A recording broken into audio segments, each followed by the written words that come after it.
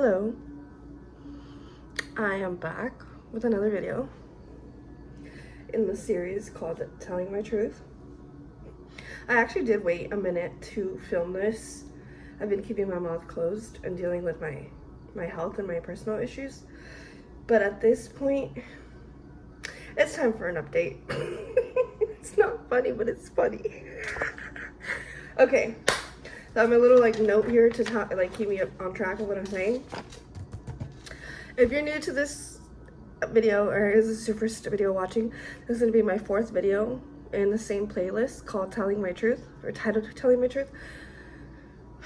This is basically me reclaiming my life, reclaiming my autonomy, reclaiming my reality. I've been abused and gaslit my whole life, both with my blood and my family, as well as relationships, And I finally reached a point where my grief and my pain and my sorrow turned to anger and turned to rage, because I'm realizing, wait a minute, I don't deserve this. I am being treated disrespectfully. I am being treated it's just abuse, black and white. We can talk about how, why, and what in those previous videos, so check that out. But today, here's another update for you. So I can't really give a timeline right now, I can't remember. But let's just say, because it's the third week of July. So I did break no contact with my mom once, and I forgot why. But I established no contact again, and I had to break no contact a second time. Right when I'm starting to heal and do better and feel better and glow differently, because I'm separating myself from that energy, it has to reconnect and we have to talk again. So the second time that I broke no contact was sadly a week ago. Today's Friday, it's past midnight, so it's almost 1 a.m, but it's Friday the 24th. So 9 days ago, which would have been the 15th of July, my dog, Cookie, if you guys know, you know, I've had her more than 15 years. She was a Chihuahua. She was the last living one of the 3 I had. Well, 3 in total. She was old. We all know that. She died that day. She died July 15th. She was here with me. That's kind of why I broke no contact, actually, because I had went to pick her up from my mom's house, and I just didn't want her alone in the backyard. She's old, she's in the backyard by herself. It's 100 degrees outside. I don't know, I just felt like I didn't want her time to come, even though I wasn't expecting it to happen so fast. I had her not even a week with me. She was deteriorating pretty fast, stopped eating, and she died early that morning, 3, 4, 5 in the morning. And I was distraught, but at the same time, I have grieved her prior, because she's had so many scares that it hurt and it broke me. But it's it was inevitable, it was gonna happen. So I was distraught, I'm telling you. I was just, so I had her, and I laid her to rest in a box. And I don't have a backyard, I live in an apartment. So who, what, where, how am I going to take care of her? I don't have financially, can't afford that right now. So I broke no contact again, and I called my mom at 6 in the morning. She was at work at the time, I understand. And she was actually genuinely sympathetic. She was like, mija, she was old, it was about time. I broke no contact for my dog. I did it despite what I wanted or what I needed for my safety and my peace of mind. I needed my dog to be okay. I needed to know that she was gonna lay to rest peacefully, That's the least I can do for her. And so my mom was really helpful. She came in between work just to help me take care of her and bury her. And I'm telling you, once Cookie was on the ground, the grief and the sorrow lifted. It was done. I had peace knowing she was at peace, So that was a week ago, 9 days. And I am in the middle of so much shit right now that I just keep going, I just keep going, all the grief and the sorrow I feel. Suck it up and keep going, suck it up and keep going. And it's I'm doing this alone. And I made my mother aware of everything going on in my life, but that doesn't change anything. That doesn't change how her demeanor, how she acts, how she is, you know? She's a narcissist. She's not diagnosed, but like I said, if it walks like a duck, talks like a duck. So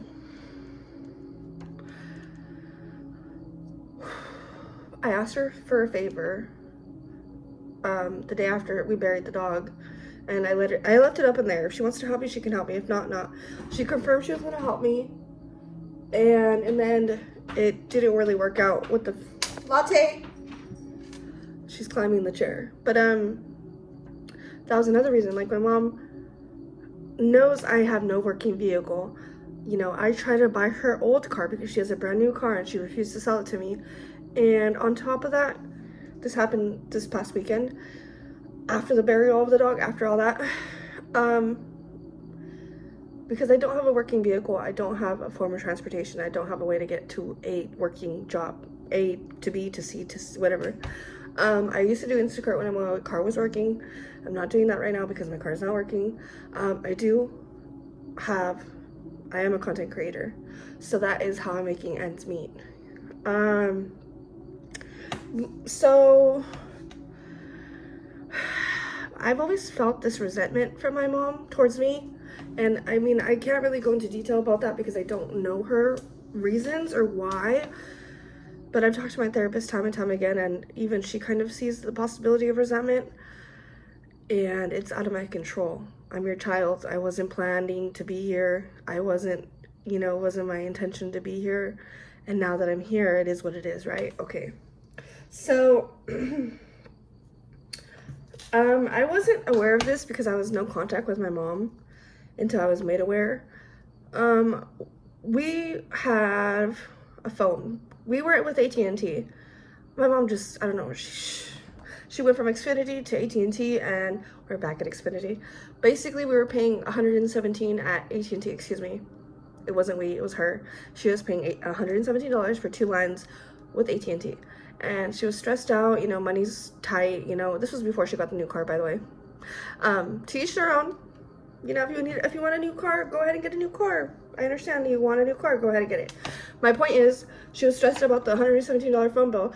So luckily, I found a way and did some digging. I qualified for a lower priced phone bill because of my health insurance. I am low income, so I have discounts.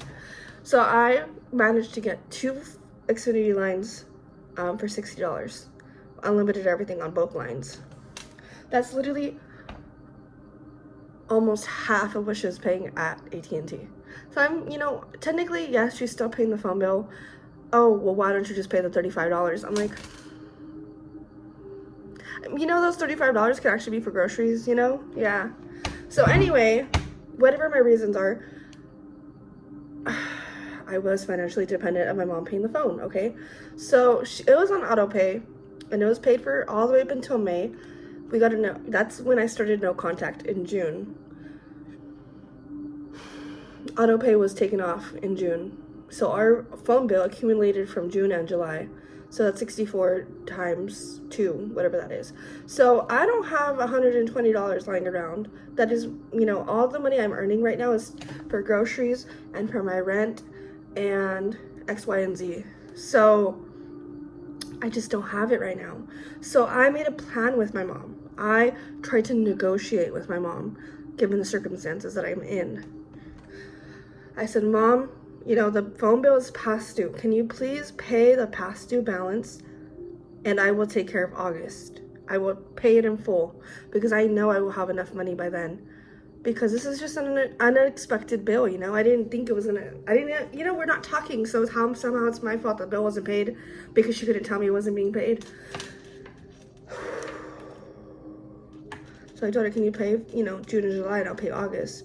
And instead of, you know, agreeing to it or coming to an understanding with me or whatever it is, instead of you just agreeing to me, she started questioning me. How are you going to pay for August? With what money?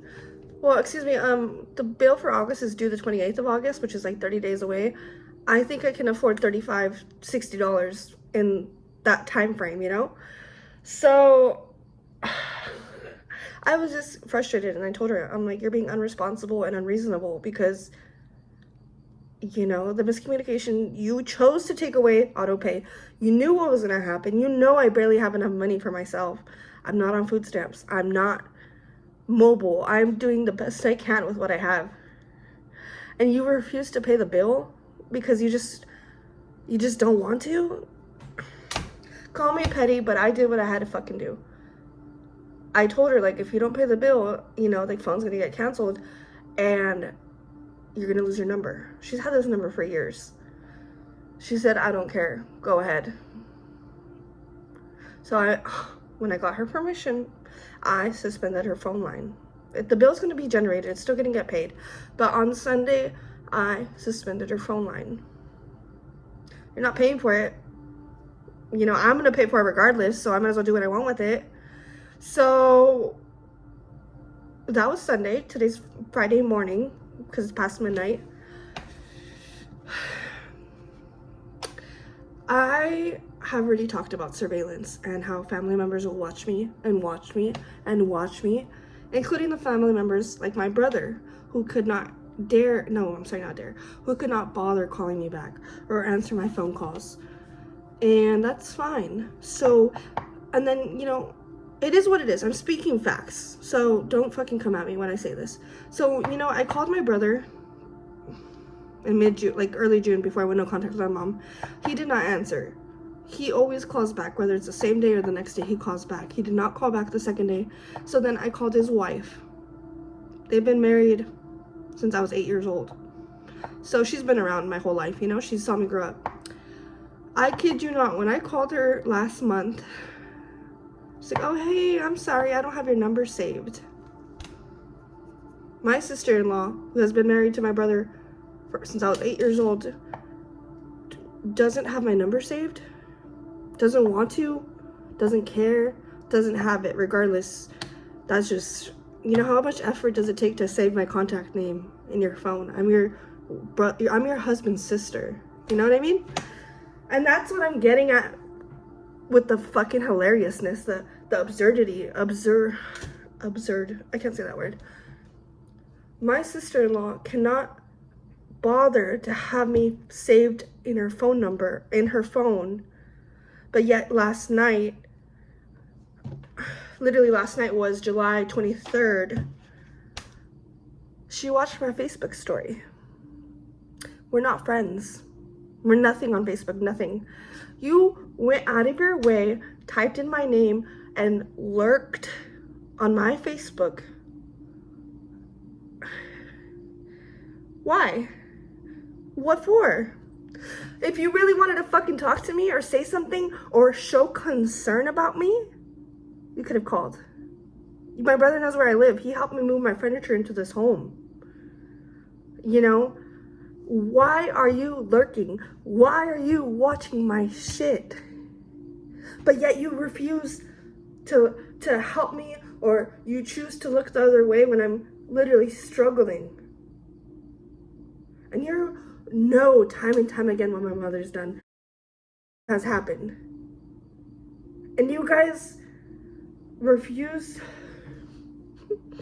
It's like you care when you want to care, and you look when you want to look, but when it comes to rescuing me or needing help or fucking God knows what, you're not there. But now you are watching my shit. And not just her, not just my brother's wife, but her fucking family. Her cousin, how do I say this? My sister-in-law's mother has a sister. That sister has a daughter, which is blood cousins with my sister-in-law. Why is that blood cousin from her side, who is not my friend on Facebook, also watching my story? Hi.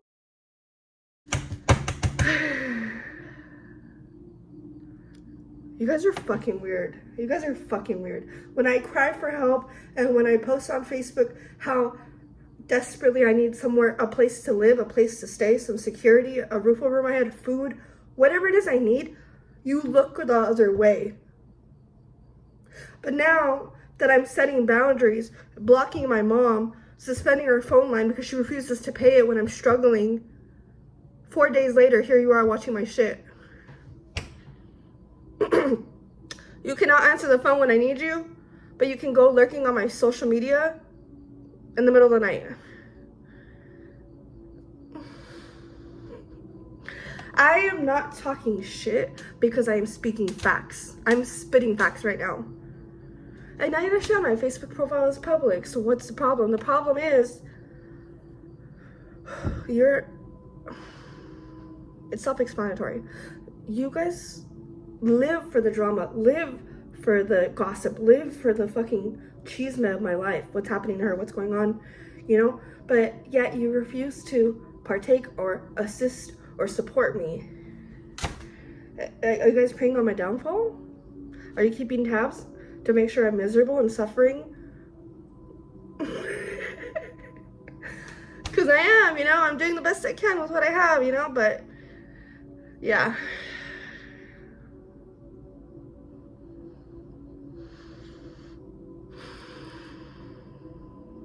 It's just amusing. I'm just literally making, it's like this is, I know it's not funny, and I know it's pretty sad, but that's what it's just,